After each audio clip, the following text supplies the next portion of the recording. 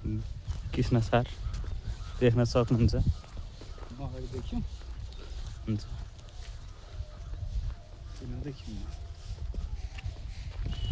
हुन्छ। हामी यतिखेर बर्दिया जिल्लाको गुलरिया नगरपालिका अन्तर्गत रहेको यो कृष्णसार संरक्षण क्षेत्र, जसमा चाहिँ कृष्ण सारहरू एकदम मनमोहक दृश्यको रूपमा चरिरहेको अवस्थामा देख्न सक्छ। यहाँ ठुला ठुला सिमलका बोटहरू पनि छन् होइन, टावर पनि छ पछाडि। हामी केही बेरमा त्यहाँ पुग्नेछौँ। तर त्योभन्दा अगाडि चाहिँ हामीले कृष्ण सारहरू मजाले यो फागुनको महिनामा जुन चाहिँ एकदम मिठो घाम लागेको हुन्छ, त्यो घामको ताप अनुसार उनीहरू चाहिँ एकदम आफ्नो भोकलाई मेटाउनका लागि घाँसहरू चरिरहेको छन्। साह्रै यो प्राणी फेरि अलि त्यो समुदायसँग अलिक घुलमिल हुन सक्ने खालको प्राणी पनि हो होइन, खासै डराउने पनि हुँदैन। यिनीहरू चाहिँ ग्रुपमा एउटा ग्रुप बनेर चर्नी गर्छन्, एक्लै एक्लै होइन कि ग्रुपमा चाहिँ। यिनीहरूको एउटा ग्रुप यहाँ छ, अर्को ग्रुप फेरि अलि अगाडि भयो होइन, त्यसरी हुन्छ। यो क्षेत्रफल पनि राम्रो छ यसको यहाँको, र नेपालकै सायद पहिलो संरक्षण क्षेत्र पनि हो। 2065 साल फागुन 23 गते स्थापना भएको, र यसले चाहिँ पर्यटन क्षेत्रलाई मात्र नभएर बर्दिया जिल्लाको एउटा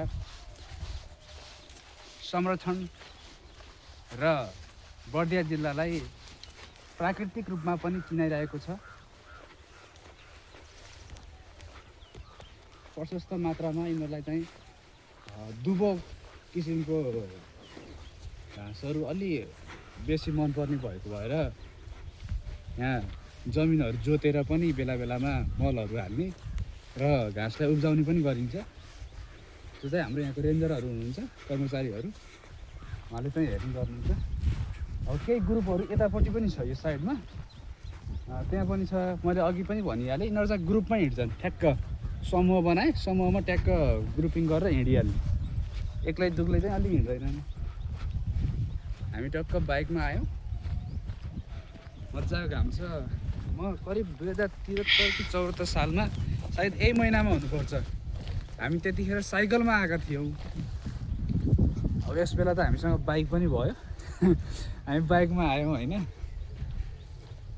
दुईजना छौँ, हाम्रो साथमा हुनुहुन्छ यो मेरो यो बोलीलाई कैद गर्न सक्षम र यो दृश्यलाई पनि क्यामेरामा कैद गर्न सक्षम मेरो व्यक्तित्व हुनुहुन्छ आदरणीय टिका सुवेदी सर।